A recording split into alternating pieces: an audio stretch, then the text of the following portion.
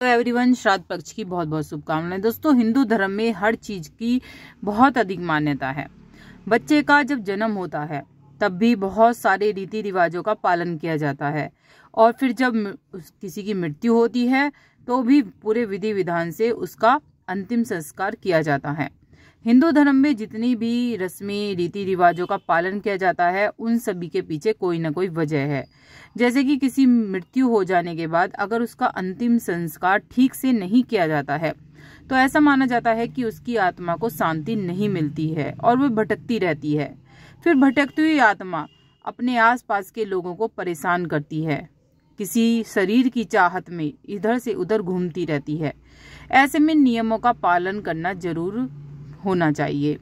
यही कारण है दोस्तों, हिंदू धर्म में श्राद्ध को भी बहुत अधिक महत्व दिया गया है। श्राद्ध को पितृपक्ष में किया जाता है। इसी पितृपक्ष को ही श्राद्ध पक्ष के नाम से जाना जाता है। पितृपक्ष के दौरान पितरों का तर्पण किया जाता है, श्राद्ध किया जाता है। ऐसे में इसलिए किया जाता है ऐसा क्योंकि ऐसा करने से पितरों को मोक्ष की प्राप्ति होती है। यह कार्य पूरे रीति रिवाज का पालन करके किए जाते हैं, और जब आपके पितर आपसे प्रसन्न होते हैं तो वे आपको आशीर्वाद प्रदान करते हैं। कई बार ऐसा हो जाता है लोगों को श्राद्ध की तारीखें याद नहीं रहती हैं, तो आज मैं उसी की बारे में बताऊंगी। यदि आपको याद नहीं है, यदि आप तारीख निकालना चाहते हैं, किस तरह से हम तारीख निकालेंगे, सभी चीजें आपको इस वीडियो में मिलने वाली हैं। दोस्तों, यदि बहुत से लोगों को क्या होता है कि किसी को तारीख याद नहीं रहती है, मृत्यु कब हुई, तो उसकी तारीख निकालने की आपको वो नहीं है, उसकी अगर तारीख याद नहीं है तो आप सर्वपितृमावस पर आप श्राद्ध कर सकते हैं। सुहागिन महिलाओं का श्राद्ध नवमी को करा जाता है और ब्रह्मचारियों का श्राद्ध जो होता है वो द्वादशी को होता है, तिथि ज्ञात न होने पर। मृत्यु की तिथि जानने के लिए आपको मैं बताऊंगी कि किस तरह से करना है। वैसे मैंने सिर्फ ये बताया है कि किसका श्राद्ध आप किस समय कर सकते हैं। अब तारीख कैसे निकाली जाती है उसके बारे में बताऊंगी। अकाल मृत्यु जो जिसकी होती है, दुर्घटना हो गई, आत्महत्या कर ली किसी ने, तो हत्या से मरे हैं, उनका श्राद्ध करना अकाल मृत्यु की तिथि में ही किया जाता है। उनका श्राद्ध जो होता है मृत्यु तिथि पर नहीं किया जाता है, तो इसका ध्यान रखना है आपको। और जो ब्रह्मचारी होते हैं, सन्यासी होते हैं, उनका द्वादशी पर होता है।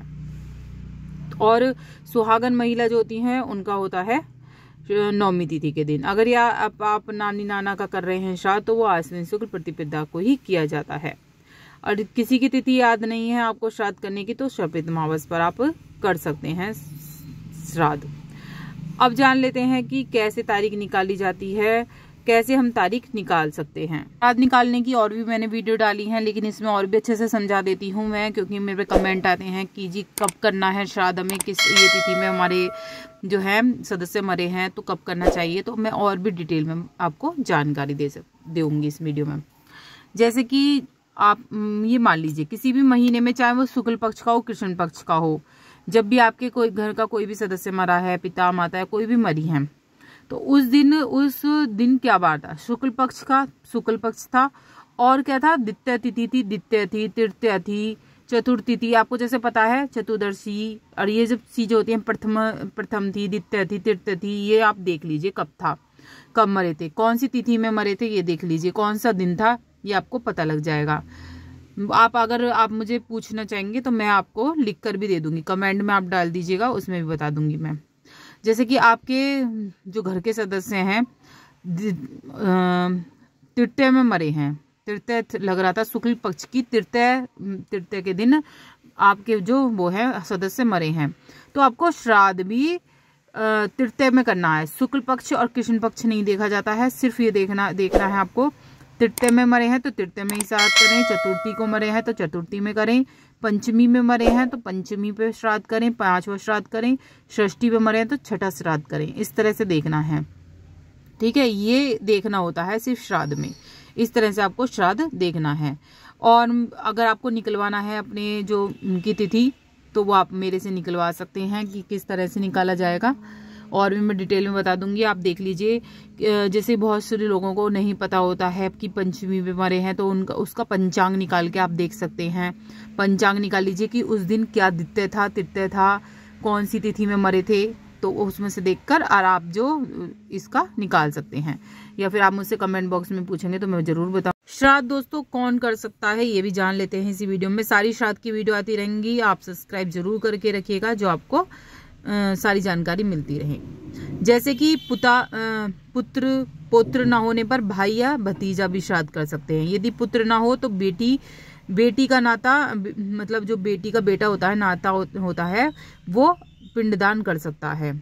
और अगर जैसे कि घर में कोई पुरुष सदस्य ना हो तो पुत्र पौत्र आदि ना हो तो पुत्र पत्नी या बहू श्राद्ध का अधिकार रखती है, जैसे कि गरुड़ पुराण में बताया गया है। यदि किसी पितृ या पितृ के पिता की मृत्यु हो गई हो, उनके परिवार में कोई ना हो, मातृपक्ष का व्यक्ति भी श्राद्ध कर सकता है, जैसा कि विष्णु पुराण में बताया गया है। और अगर परिवार का कुल का कोई सदस्य भी ना हो तो कुल पुरोहित आचार्य भी श्राद्ध कर सकता है।